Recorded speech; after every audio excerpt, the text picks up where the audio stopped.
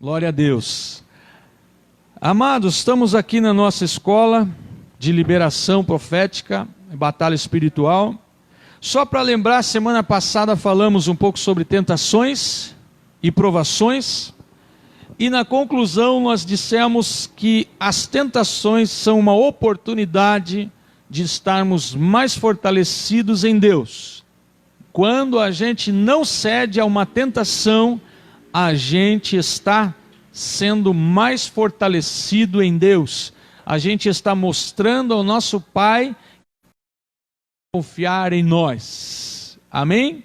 E a gente também tem, infelizmente, a possibilidade de cair em tentação. Quem nunca caiu em tentação, né? Quem nunca caiu em tentação? Ontem a pastora falou para mim assim, que tentação, né? Por que ela falou isso? Porque o carro do sonho estava passando na frente de casa, né? Que tentação, aquele sonho gostoso, né? Mas a gente não caiu em tentação, né?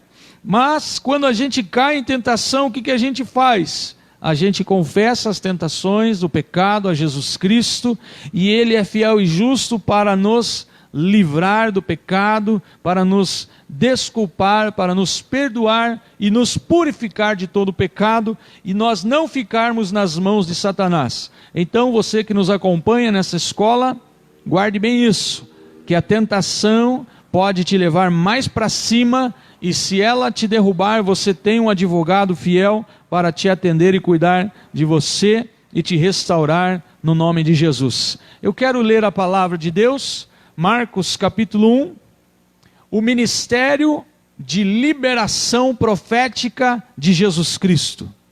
Essa noite o tema é o ministério, ou melhor, o início do ministério de liberação profética de Jesus Cristo, o nosso modelo perfeito. Marcos capítulo 1, versículo 21. A palavra de Deus diz assim: eles foram para Cafarnaum, e assim que chegou o sábado, Jesus entrou na sinagoga e começou a ensinar. Todos ficavam maravilhados com o seu ensino, porque lhes ensinava como alguém que tem autoridade, e não como os mestres da lei. Justamente naquela hora, na sinagoga, um homem possesso de um espírito imundo gritou: o que queres conosco, Jesus de Nazaré? Vieste para nos destruir? Sei quem tu és, o Santo de Deus. Cale-se e saia dele, repreendeu-o Jesus. O espírito imundo sacudiu o homem violentamente e saiu dele gritando. Todos ficaram tão admirados que perguntavam uns aos outros: o que é isto? Um novo ensino e com autoridade. Até os espíritos imundos ele dá ordens e eles lhe obedecem. As notícias a seu respeito se espalharam rapidamente por toda a região da Galileia. Pai, nós lemos a Tua palavra e dependemos do Teu Espírito para nos trazer luz sobre esta palavra. Senhor, revela para nós e para cada um dos irmãos e irmãs que nos acompanham ou que vão ouvir esta mensagem, para que possam entrar num novo tempo de autoridade, pelo nome de Jesus. Amém. Jesus inaugura o seu ministério de ensino com autoridade. Não apenas com a letra, não apenas com o ensinamento, com a teoria, mas com autoridade. A primeira coisa que me chama a atenção nesse texto é que Jesus, ele estava dentro de uma sinagoga. Sinagoga, ou sinagoga, como queira. É interessante que uma sinagoga naquele tempo era uma igreja. Era um lugar onde se reuniam os crentes da época. Era a igreja mais famosa da terra. Era a igreja mais lotada, era a igreja mais relevante da época. Era a igreja que reunia as maiores mentes teológicas da época. Uma sinagoga. E dentro da sinagoga, um homem possesso gritou.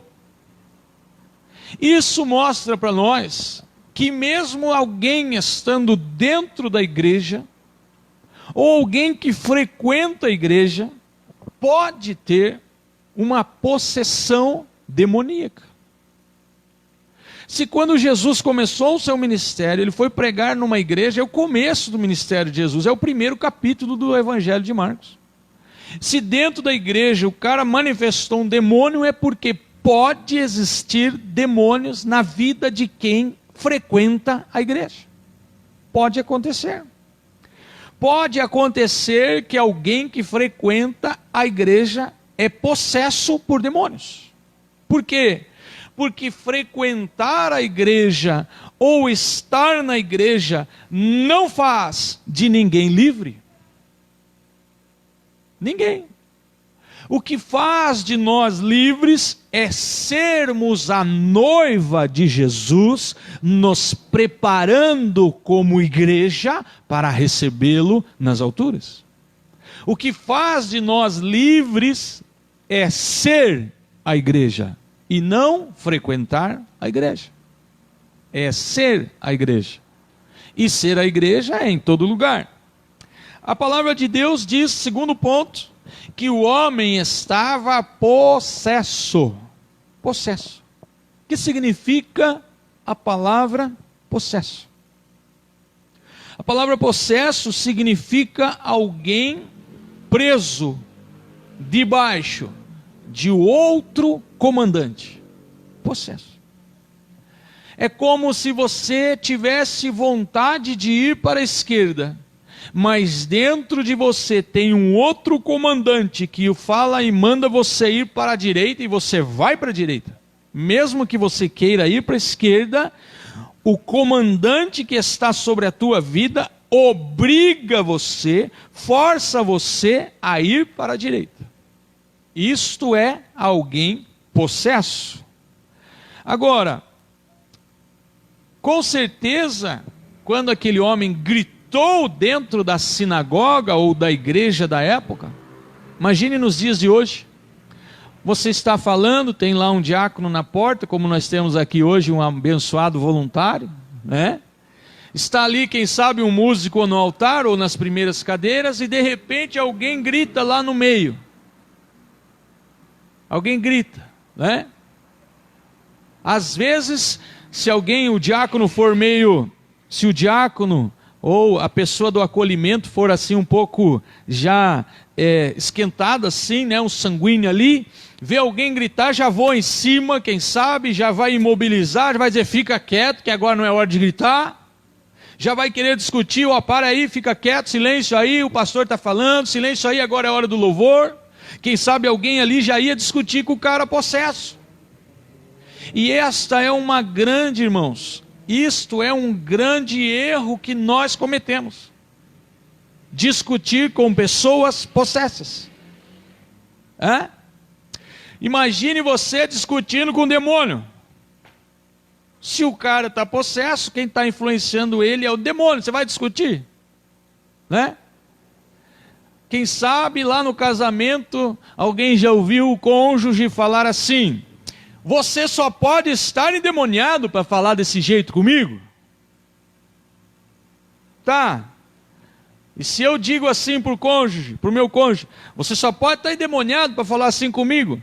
Então eu não tenho sabedoria, porque se o meu cônjuge está endemoniado, eu não tenho que discutir com o meu cônjuge, eu tenho que expulsar o demônio que está nele. É muito mais fácil. Porque eu vou brigar com o demônio? Eu não. Né? A Bíblia não diz para eu ficar discutindo com demônios. A Bíblia diz para eu expulsar os demônios. Por isso que Jesus olhou para aquele homem e fez o que fez, que a gente já vai chegar lá. Portanto, não adianta discutir com pessoas endemoniadas. Não adianta discutir com pessoas possessas. Precisa libertá-las, precisa liberá-las. Não adianta, não resolve. A pergunta, olha que pergunta interessante desse demôniozinho encardido. A pergunta que ele fez para Jesus: o que queres conosco? Né? O que queres conosco? Jesus estava sozinho. O possesso, o homem endemoniado, estava sozinho. E o demônio disse: o que queres conosco? Como se fosse mais de um demônio. Mas Marcos escreve que o homem estava possesso por um espírito imundo. Ou seja, Marcos, por uma questão de revelação, sabia que havia um demônio no homem. Mas o demônio diz conosco, como se fosse ele e o homem a mesma pessoa. Como se o demônio tinha tanta influência sobre a mente, sobre a vida daquele homem, sobre os pensamentos daquele homem, que aquele homem ora pensava por si, e boa parte da sua vida quem pensava era o demônio, e fazia ele, obrigava ele a fazer o que o demônio queria. Quando Satanás diz assim: o que queres conosco? Satanás está demonstrando no plural, que é como se Jesus estivesse contra o homem e o demônio. Satanás, ele justifica até os seus pecados. Satanás, ele fica soprando às vezes certas coisas, dizendo assim: olha, isso aí não é tão pecado, isso aí não é tão errado, fica tranquilo, ninguém está vendo. Parece até um pensamento nosso, mas não é, porque os nossos pensamentos têm que ser os pensamentos mais altos, como são os do nosso Pai Celestial.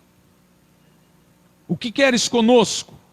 Se o homem só tinha um demônio, o demônio devia dizer assim: o que você quer comigo?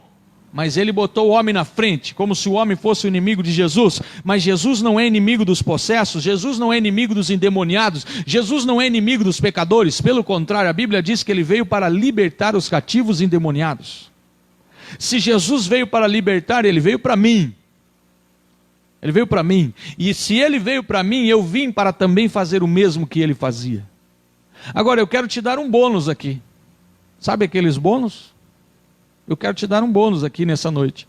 A palavra de Deus diz que nós, ou seja, aqueles que vieram depois de Cristo, vão fazer as mesmas obras que Ele, e vão fazer obras maiores.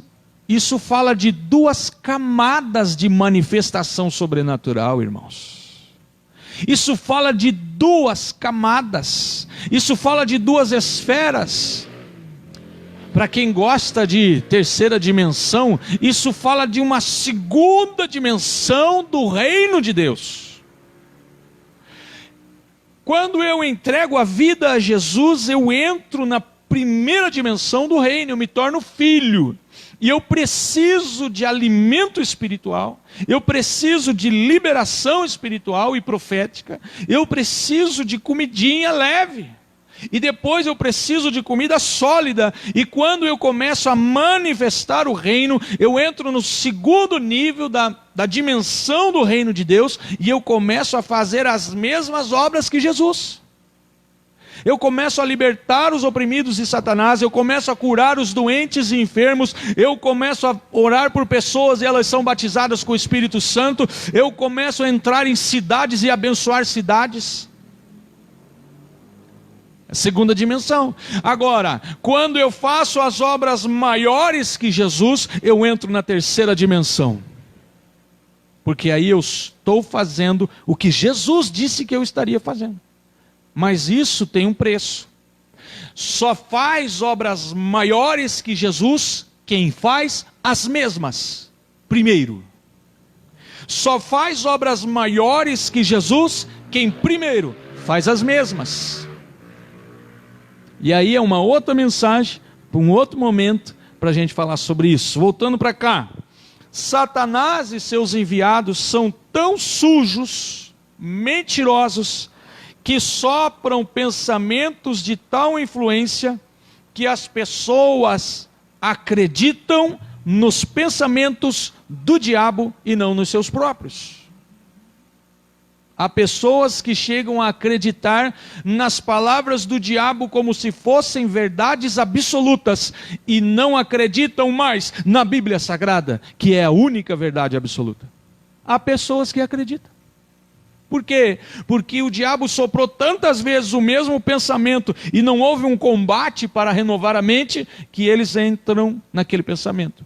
Por exemplo, Satanás diz 3, 4, 5, 10 vezes por dia no ouvido de uma pessoa: eu vou morrer.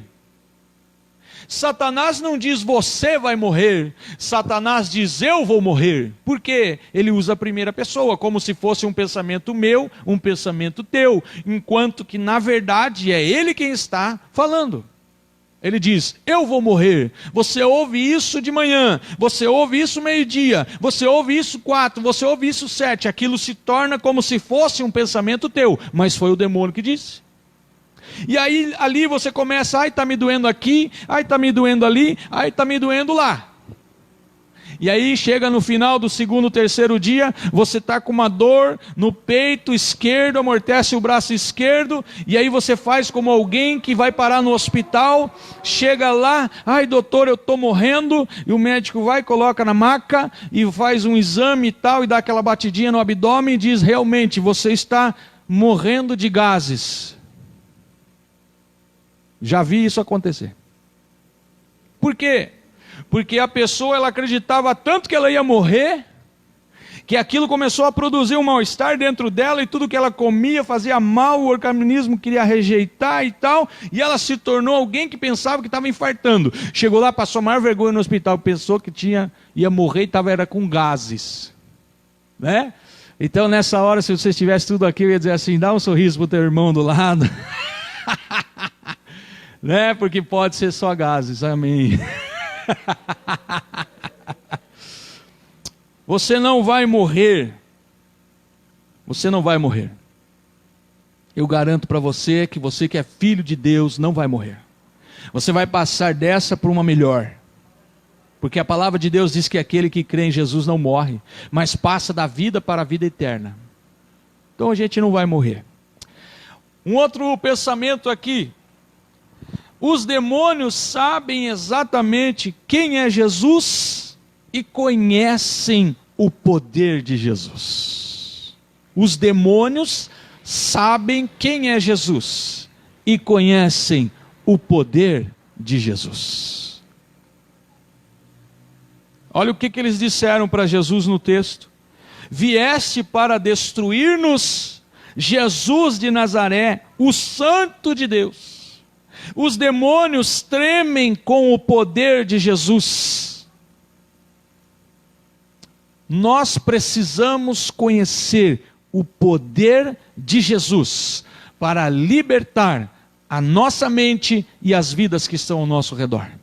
Nós precisamos saber quem é Jesus. A gente precisa saber o poder que ele tem. A gente tem que experimentar isso. E quando eu digo de experimentar, eu amo demais os teólogos que ministram e ensinam a palavra, mas além do ensino, eu gosto de experimentar, de sentir no coração, na pele, a aceleração, o fogo, sentir queimar a perna, sentir emocionalmente também. Eu gosto, eu amo, porque o que seria da Bíblia sem os milagres sobrenaturais? O que seria de Pedro sem o medo de andar sobre as águas? Ele andou. Ele desafiou a física. Ele ficou emocionado, ele teve medo, ele começou a afundar, mas ele andou.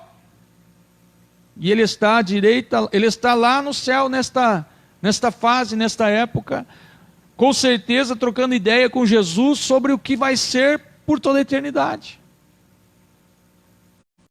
Prefiro experimentar o sobrenatural, conhecer a letra. Os demônios sabem quem é Jesus. Eu sei quem é Jesus. Você já experimentou o poder de Jesus? Isso precisa ser crescente na nossa vida. Em nome de Jesus. Os demônios tremem com o poder de Jesus. Nós devemos também temer Jesus e manifestar o seu poder. Para concluir esta palavra, Jesus nos ensina como libertar uma vida possessa. Em 2 passos. Simples. 2 passos para libertar alguém que está possesso por um demônio. Primeiro, mande o demônio calar a boca. Jesus olha para aquele homem possesso e não fala para o homem, fala para o demônio. Porque Jesus não entra em discussão com homens. Ele entra na solução contra os demônios. Então ele diz para aquele demônio: cala a boca. Cale-se.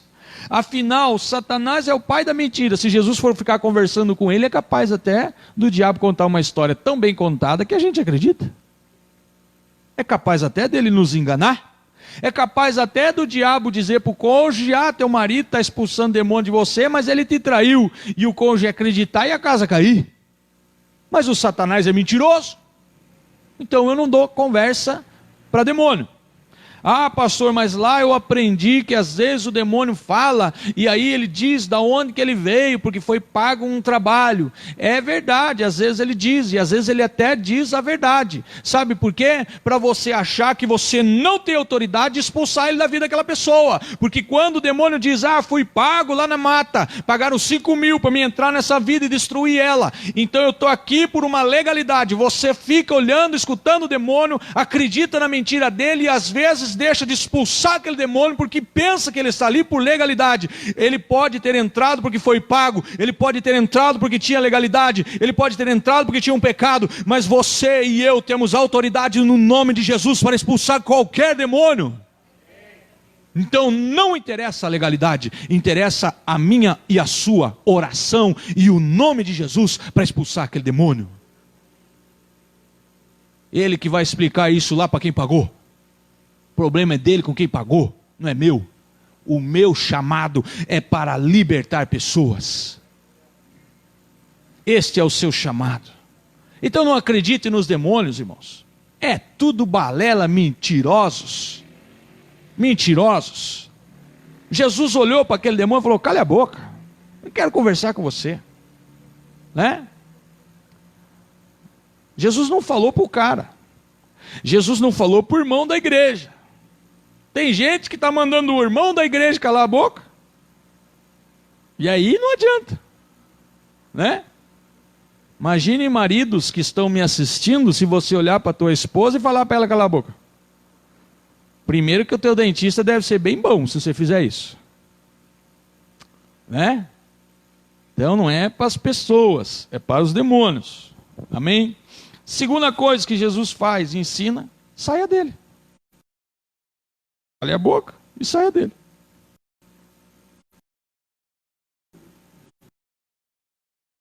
Jesus repreende e dá uma ordem: saia. A Bíblia diz que o demônio, antes de sair, sacudiu o homem violentamente. Eu gosto de Marcos, detalhe. O Marcos diz que o demônio empurrou o cara, deu uma cotoveladinha. O demônio que Jesus mandou sair e sacudiu o cidadão que estava possesso. Sacudiu violentamente, mas ele não caiu. Eu quero te dar uma palavra profética esta noite. Demônios podem até sacudir a sua vida, mas nunca vão te derrubar, no nome de Jesus. No nome de Jesus. Não vão te derrubar, porque você está lavado no sangue de Jesus Cristo. Não vão nos derrubar. Enquanto eu estava revisando esta palavra, o Senhor me mostrou um demônio na vida de uma mulher. É um espírito chamado espírito de 7 saias. E eu sei que você está me assistindo nesta noite. Espírito de 7 saias. Eu ordeno que você saia desta vida agora, no nome de Jesus. No nome de Jesus. A Bíblia diz que o espírito sacudiu aquele homem E ele saiu gritando: ui, ui, ui, ai, ai, ai, o fogo de Deus me queimou. Essa parte não tem no texto, é a minha tradução. Eu quero ver eu e você, irmãos, orando pelas ruas, nos ônibus, nas escolas, nos parques, na igreja, e os demônios saírem correndo e gritando: ui, ui, ui, ai, ai, ai, fui queimado pelo sangue de Jesus. É isso que eu quero ver, é isso que eu quero ver acontecendo, e é para isso que nós estamos aqui pregando esta palavra poderosa e transformadora no nome de Jesus. Concluindo, um novo ensino foi inaugurado por Jesus Cristo, um ensino de libertação, um ensino com autoridade. O ministério de Jesus veio para liberar pessoas de prisões e cadeias de demônios, e veio para restituir a autoridade aos filhos. Que esta noite, agora, enquanto vamos estar orando aqui, você receba a restituição da autoridade sobre todo demônio, no nome de Jesus. Pastor, esqueci o nome dele, já vou lembrar. Trabalha com liberação há mais de 20 anos. Quando ele tinha síndrome do pânico, ele tinha os pensamentos assim que deixavam ele atormentado, já era cristão. Diz que um dia ele estava falando com o Espírito Santo, e o Espírito Santo disse para ele: bota a mão na tua cabeça. Sozinho, ele botou a mão na cabeça dele, e o Espírito Santo disse para ele assim: expulse esses demônios que estão falando na tua cabeça, manda embora, diga para eles que você não aceita o que eles têm dito. E ele orou, e ele sentiu como se tirasse um peso da cabeça e das costas dele, e naquela noite o Senhor restituiu a autoridade sobre os demônios na vida dele. E eu creio, essa noite, através desta oração, que Deus vai restituir a autoridade sobre os demônios na sua vida. Pare de discutir com pessoas e comece a expulsar os demônios. Vamos orar no nome de Jesus. Pai Celestial, eu te agradeço por esta palavra, eu te agradeço por este poder que está aqui sobre nós agora. Eu te louvo, Espírito Santo, pelo fogo do Senhor que me consome, que me enche da tua graça e presença, pela tua infinita misericórdia.